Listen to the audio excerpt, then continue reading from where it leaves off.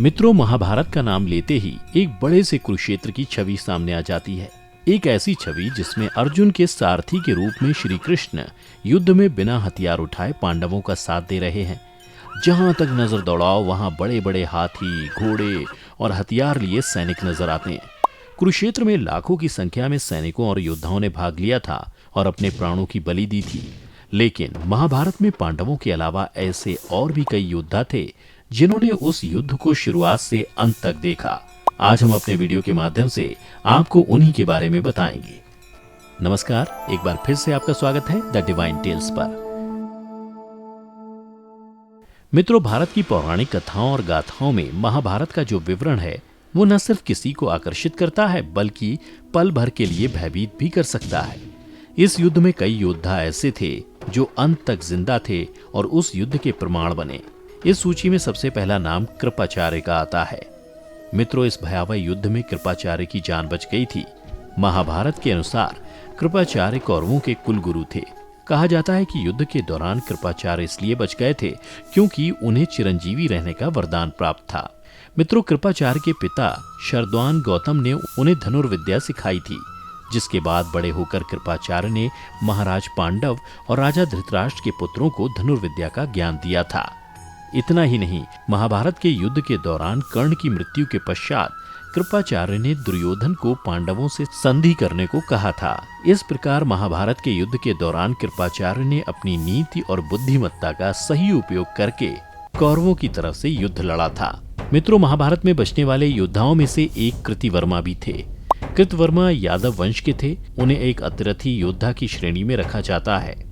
महाभारत युद्ध में ये अपनी एक अक्षौहिणी सेना लेकर कौरवों की तरफ से युद्ध लड़ने आए थे।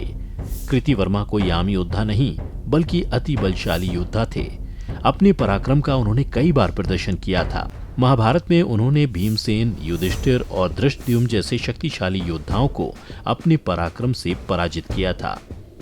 महाभारत के अंत में जब दुर्योधन सरोवर में जाकर छुप गया था, तब कृतिवर्मा ने सामने आकर युद्ध के लिए प्रोत्साहित किया था।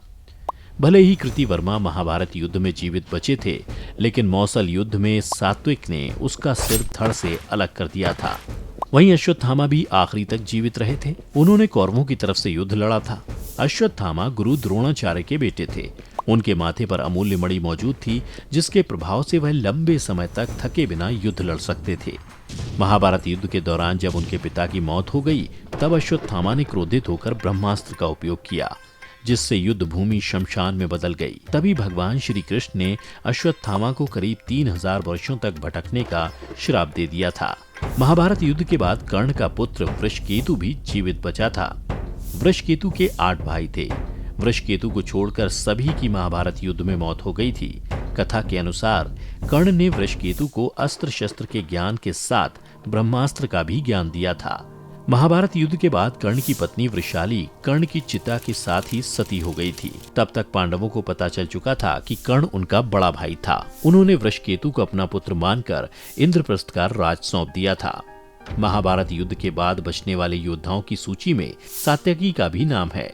अर्जुन के परम मित्र सात्यकी महाभारत के युद्ध के दौरान यादवों की सेना के प्रधान सेनापति थे।